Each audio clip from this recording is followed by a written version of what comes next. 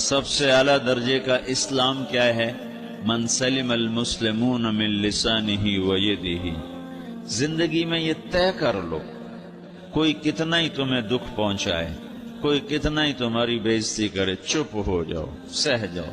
مرنے والے کی کیا عزت، کیا ذلت، میں نے تو مر کے دیکھا ہے، اور مجھے یہ حدیث سمجھ میں آئی ہے بڑی اچھی طرح، موتو قبل ان تموتو، کہ مرنے سے پہلے مر جاؤ۔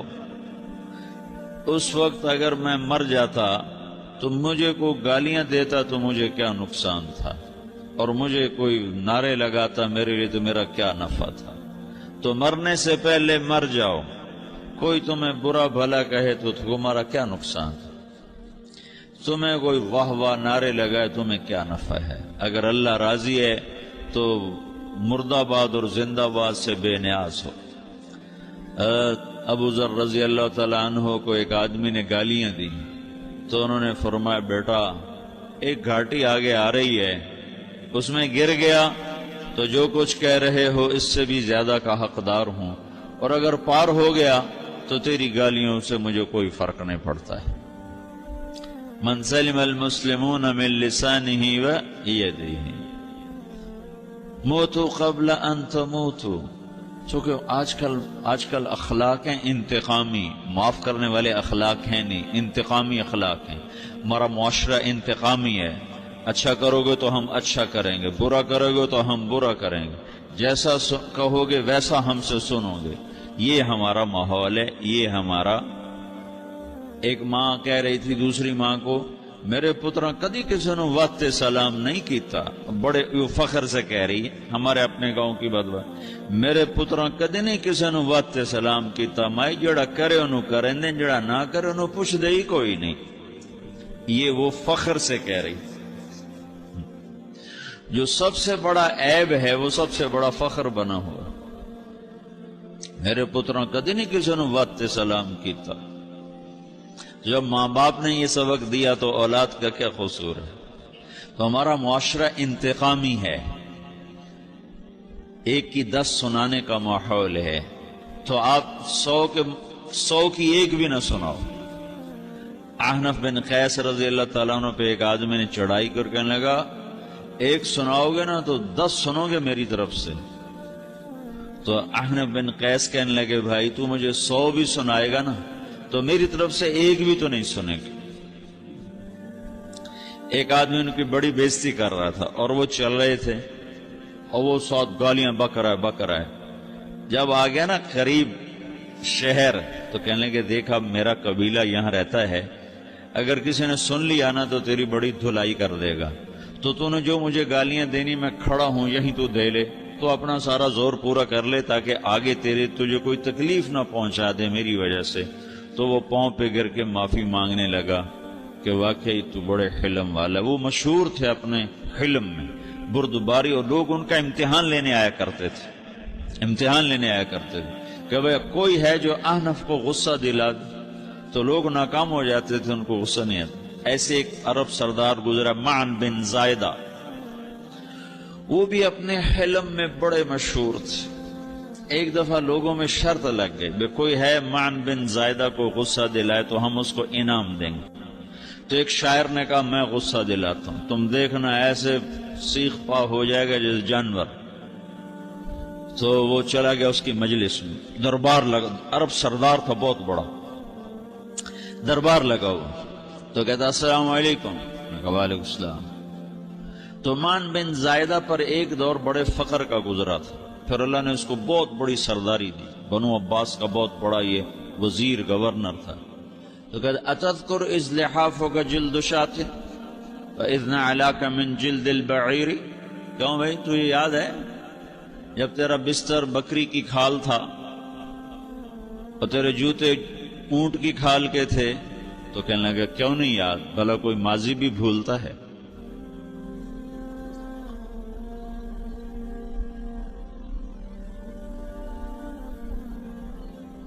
تو وہ کہنے لگا پہلا وار تو خطا گا، فَسُبْحَانَ الَّذِي آتَاكَ مُلْكًا وَعَلَّمَكَ الْجُلُوسَ عَلَى السَّرِيرِ۔ تو پھر ساری تعریفیں تو اللہ کی ہیں جس نے تیرے جیسے کو تخت پہ بٹھا دیا. کہاں بھئی ساری تعریفیں اللہ کی ہیں، میری تو کوئی اوقات نہیں. تو کہنے لگا سأرحل عن دیار انت فیہا وإن جار الزمان علی الفقیر، جہاں تیرے جیسا حکمران ہو وہاں مجھے رہنا گوارا ہی نہیں ہے، میں یہاں سے چھوڑ کے نکل جاؤں گا چاہے کتنی تکلیف اٹھاؤں. بڑے دربار میں یہ ایک گورنر اور وزیر سے بات ہو رہی ہے تو وہ کہتا ہے اچھا بھائی اگر تو ہمارے پاس رہے گا تو ہم تیرا اکرام کریں گے، اور اگر تو جانا چاہتا ہے تو پھر رافقت کا سلام. تو وہ یہ وار بھی خالی گیا تو پھر کہنے لگا فجد لی ابن ناقصتا بمال.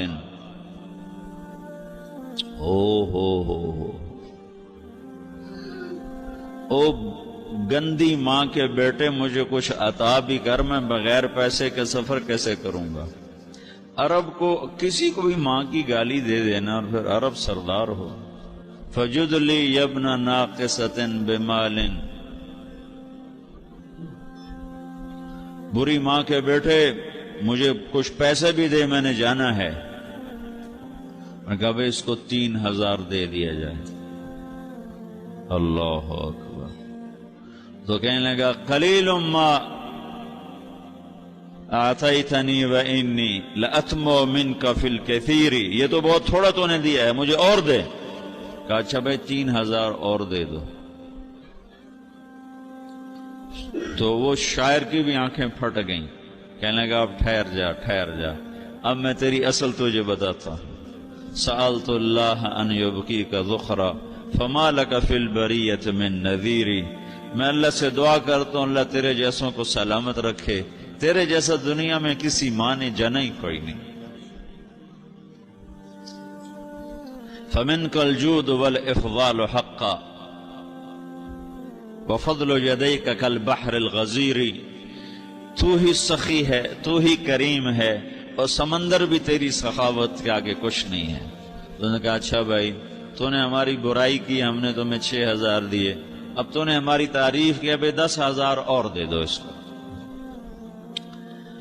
ہاں باتیں ہی رہ گئیں، باتیں ہی رہ گئیں. کہاں سے لائیں ایسے لوگ؟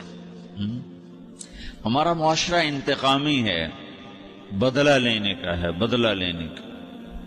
اس نے میرے ساتھ کیا میں نے بھی کرنا ہے. تو اعلیٰ درجے کا اسلام یہ سکھا رہا نہیں چپ ہو جاؤ، سلام مت بن جاؤ، سلامتی بن جاؤ، سلامتی کی علامت بن جاؤ. من سلم المسلمون من لسانہ ویدہ. اب وہ سوال کرتا ہے یا رسول اللہ ای الایمان افضل، سب سے اعلیٰ درجے کا ایمان کیا ہے؟ اسلام کیا ہے؟ کلمہ، نماز، روزہ، حج، زکوٰۃ. اعلیٰ درجے کا اسلام کیا ہے؟ من سلم المسلمون من لسانہ و یدہ. یہ اخلاق کا ادنا درجہ ہے، ادنا درجہ ہے. ادنا درجے پر پہنچ کر آپ اسلام میں اعلیٰ درجے پر آ سکتے ہیں. وہ سوال کرتا ہے ایمان کیا ہے؟ تو آپ نے کہا اللہ پر، فرشتوں پر، کتابوں پر، رسولوں پر، موت کے بعد کی زندگی پر، تقدیر پر. اب ایک اور سائل سوال کرتا ہے ای الایمان افضل، سب سے اعلیٰ درجے کا ایمان کیا ہے؟ تو آپ نے فرمایا حسن الاخلاق، اچھے اخلاق سب سے اعلیٰ درجے کا ایمان ہے.